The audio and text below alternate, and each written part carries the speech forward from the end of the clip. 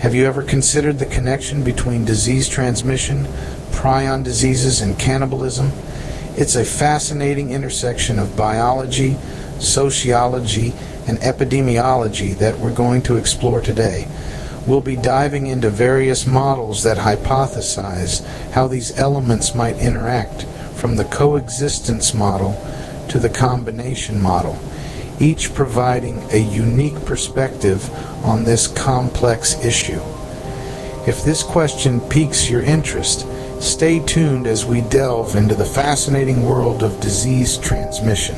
Let's kick off with the coexistence model. Imagine a world where a virus and prion exist within the same population, a fascinating and complex scenario. Picture cannibalism as a mechanism for spreading these two agents. It's not as far-fetched as it sounds. The virus could affect the prion's behavior or replication, and the prion could do the same to the virus. This interconnected relationship forms a dynamic equilibrium, a balanced state of coexistence, with cannibalistic practices playing a crucial role in maintaining or even increasing the transmission of both agents. The implications are profound, as this model suggests that the practice of cannibalism can directly influence the spread of both the virus and the prion. It's a delicate balance, a dance of survival and spread. So, in this model, cannibalism maintains or potentially exacerbates the transmission of both agents. Next, we have the reinforcement model. In this fascinating model, cannibalism or blood consumption plays a pivotal role in reinforcing the cycle of prion disease transmission. Let's dive a bit deeper. Here's how it works. Prions, the misfolded proteins that cause these diseases, increase susceptibility to or facilitate the replication of a virus within a community. Intriguingly, the virus, in turn, could introduce or enhance the practice of cannibalism, perhaps by affecting cultural or social behaviors. This action then increases the rate or severity of prion transmission. It's like a twisted dance where each partner amplifies the steps of the other, creating a self-reinforcing loop. The prion and the virus, bound in this macabre tango, drive the community towards an ever-increasing practice of cannibalism, which in turn fuels the fires of prion disease transmission. This model creates a self-reinforcing loop where each component amplifies the others. Now, let's move on to the causal model. This model paints a vivid picture of a cause and effect relationship. Imagine prions, those misfolded proteins, wreaking havoc in the central nervous system. This damage leaves individuals more susceptible to viral infections. But it doesn't stop there. These viral infections then encourage behaviors or conditions that are conducive to prion spread, including cannibalism. So we've got a domino effect here, where one event sets off a chain of others. Prions weaken the CNS, making the host more vulnerable to viruses, which then promote conditions that spread prions even further. It's a vicious cycle, isn't it? But there's a silver lining. According to this model, if we manage to control prion diseases, we could potentially curb the behaviors leading to their transmission. It's like removing a link from the chain, disrupting the domino effect. Controlling prion diseases could mitigate the associated behaviors leading to transmission in this model. The fourth model we have is the nonlinear model. This model presents an intriguing perspective where prion diseases could directly influence the spread mechanism, and that too without a virus acting as an intermediary. Imagine a scenario where prion diseases start playing a role in shaping cultural practices, perhaps due to misunderstandings about the disease or attempts to honor the dead. This shift in cultural practices then affects how viruses are transmitted within the population, even though the virus is not directly related to the prions' effects. It's a fascinating approach that takes us away from the linear models we're accustomed to, and instead proposes a more complex, interconnected web of influences and outcomes. It's a reminder that disease transmission is not always a simple cause and effect scenario. It can be a deeply embedded part of a community's cultural fabric. In this model, the presence of prion diseases might influence cultural practices directly. Next, we have the inclusive model. This intriguing model proposes a unique interplay between prion diseases, viral impacts, and the practice of cannibalism. Here, prion diseases set the stage for viral impacts or transmissions. In other words, the presence of prion diseases may make individuals more susceptible to viral infections. But how does cannibalism come into play? Well, the viral impacts or transmissions subsequently lead to cannibalism or blood consumption as a spread mechanism. This mechanism, in turn, enhances both prion disease and virus transmission simultaneously.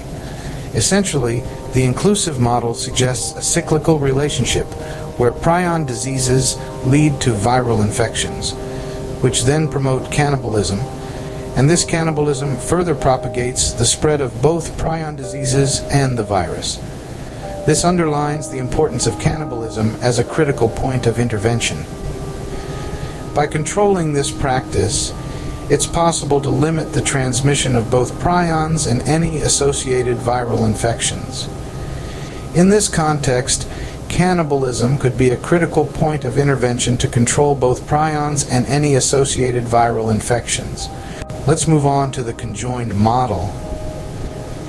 This intriguing concept presents the virus as a pivotal player in the transmission of prion diseases through cannibalistic practices.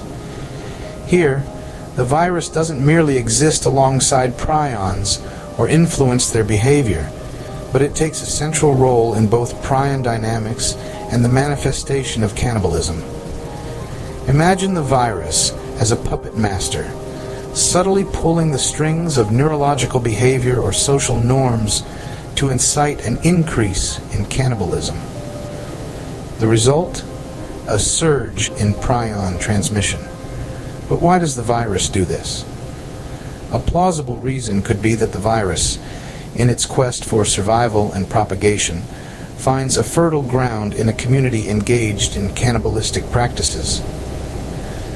This model paints a picture where the virus serves as a bridge that connects the seemingly disparate worlds of prion diseases and their spread mechanisms. And as we traverse this bridge, we gain new insights into the complex interplay of viruses, prions, and behaviors.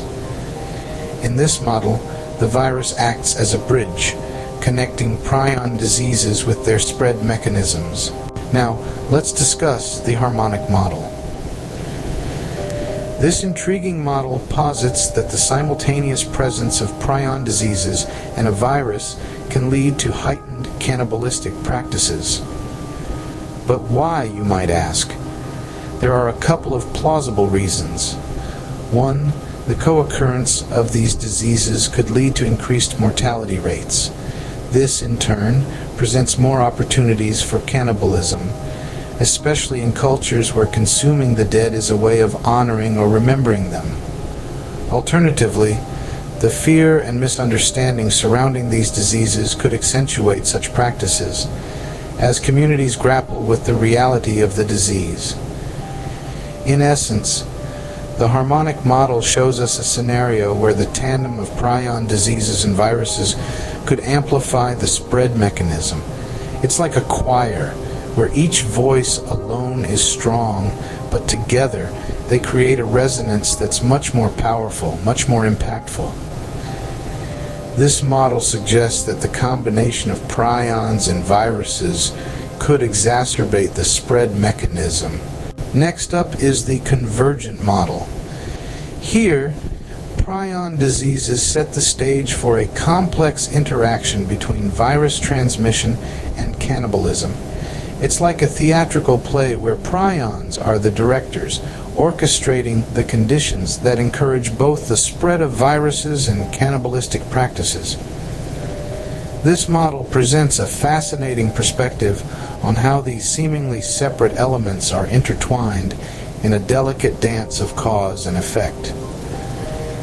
Imagine prion diseases as a catalyst, creating the perfect circumstances for a virus to thrive and spread. At the same time, these diseases also promote cannibalism, acting as a double-edged sword in the transmission of diseases within a population. This complexity is what makes the convergent model intriguing. It implies that control measures aimed at one aspect, such as discouraging cannibalism, could indirectly impact the others, like virus transmission or prion spread. In this model, controlling one aspect could indirectly impact the others. Finally, we have the combination model. This model is fascinating because it takes into account the presence or absence of the virus, along with prion diseases, and how these factors influence cannibalism as a spread mechanism. So, picture this. You have a community where prion diseases exist. Now introduce a virus into this community. The virus, coupled with the prion diseases, can potentially influence the prevalence of cannibalism, thereby affecting how both the virus and prion diseases are transmitted. But here's the twist. The same model also considers the absence of the virus. Imagine the same community, but this time devoid of any viral infection. Even then, the prion diseases could potentially influence cannibalistic practices, leading to their own transmission. Now, why is this combination model so important? It's because it emphasizes the interconnected nature of these elements. Prion diseases, viruses, and cannibalistic practices. It's not just about one factor influencing the other. It's about how these factors, in combination, can impact the spread of diseases. And the significant takeaway? It's the potential for interventions. If we target just one aspect of this model, say, controlling the virus or discouraging cannibalistic behaviors, we could disrupt the entire transmission cycle. This approach could be a game changer in managing the spread of both prion diseases and viral infections. In this model, interventions targeting one aspect could disrupt the transmission cycle. We have explored 9 intriguing models connecting disease transmission, prion diseases, and cannibalism. From the coexistence model, which suggests a dynamic equilibrium maintained by cannibalistic practices, to the reinforcement model, where the cycle of prion disease transmission is amplified by cannibalism or blood consumption. We've delved into the causal model, where prions weakening the central nervous system could make individuals more susceptible to viral infections, and the nonlinear model, where prion diseases directly influence cultural practices like cannibalism. We've uncovered the inclusive, conjoined, and harmonic models where viruses, prion diseases, and cannibalism interact in complex ways, and the convergent and combination models, which highlight how controlling one aspect could indirectly impact the others. Each model provides a unique lens to view and understand the intricate dynamics of disease transmission. As we continue to unravel these complexities, understanding these models could be key to developing effective interventions for controlling disease transmission in the future.